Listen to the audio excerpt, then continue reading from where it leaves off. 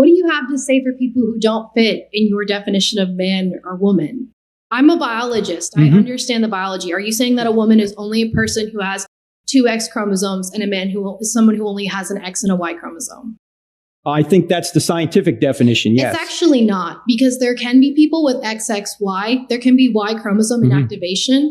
The way that this biology works is that you have genes. Those genes make proteins. Those proteins develop the traits that you define as men and women. They develop the features that you define as male. They develop the genitalia. But you can be a woman with female genitalia and be XY. You can be a man, but you can have XX chromosome. Yeah, I understand what you're talking about, Grace. You're talking about a very rare condition known as intersex. Exactly. 1 in 100 people experience chromosomal differences in sex. Okay, but not 1 in 100 have different genitalia or ambiguous genitalia. Exactly. And what do you say to those people? Well, what you say is that's a situation that is not the norm. We're not saying that they're not people, obviously.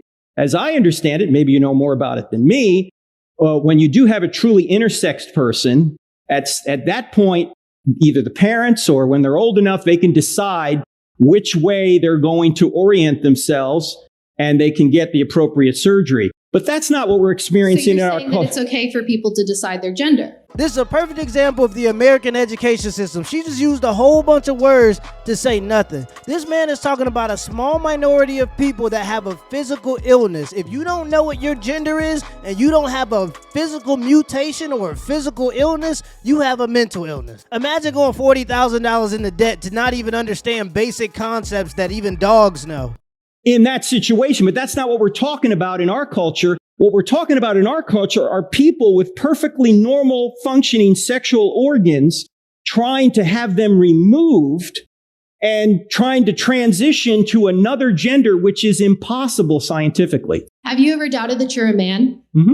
You've doubted that you... Oh, have I ever doubted I'm a man? No, I have never doubted I'm a man. Then what do you say to a transgender person who has never doubted their gender? You're saying that we all change and that obviously transgenderism is a product of some kind of phase, but you've never doubted that you're a man. How is she going to say there's transgender people that don't doubt their gender? The whole point of transgenderism is doubting your gender. Normal people don't doubt their gender because they understand that it's determined by biology. Where's your development of this change? Grace, I'm not denying there are people truly with gender dysphoria. I've already said that. What I'm saying is the way out of that problem is not surgery according to the data. Okay? Psychiatry is the way out of that problem. I also don't agree with your statement that after surgery, you implied that transgender people are more likely to commit suicide after surgery. But the statistics say that transgender people are more likely to commit suicide because of arguments that you make that they're invalid. No, I'm not saying they're invalid. I'm just saying that you implied that it's the surgery that's causing. No, it's not. What I'm saying is the surgery doesn't fix anything. That's the point. It's practically the same rate, whether they have the surgery or not. If you woke up and grew breasts today, would you like them to be removed? There are men. Say that again? Have you ever heard of gynecomastia? I had it. And so did you have that fixed? Yes, I did. And did that make you feel affirmed in your gender and comfortable in your body? No, when I was in the Navy, nobody knows this, by the way. Jesus, now I'm revealing I need a HIPAA form to sign here or something. You don't have to talk about it. No, what I'm saying is, yes, I've had that myself and had it surgically removed when I was in the Navy. Yeah. And do you feel more comfortable in your body and more affirmed in your gender because of that? Well, it wasn't a gender thing for me. It was the fact, well, I can't even get into it now because it had nothing to do with my gender. Okay. So it had to do with the fact that it looked really odd. Right. Let me just put it that way.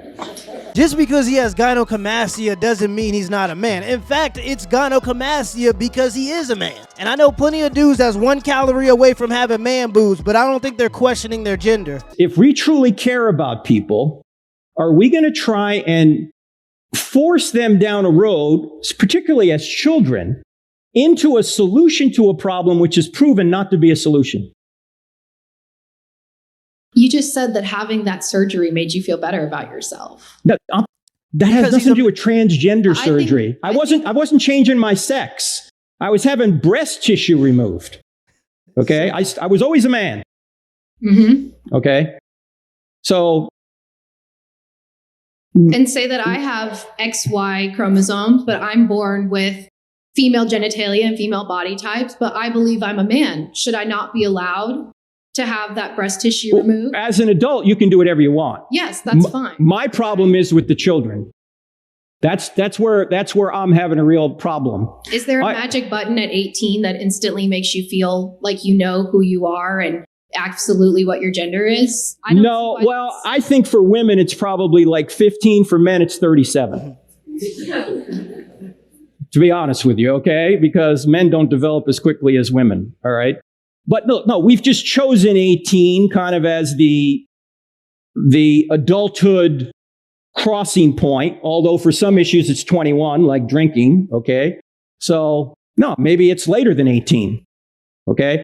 My big problem, and I would say this to somebody who's 37, that the surgery does not appear to help anyone. And if you want more data on this, you can go to sexchangeregret.com.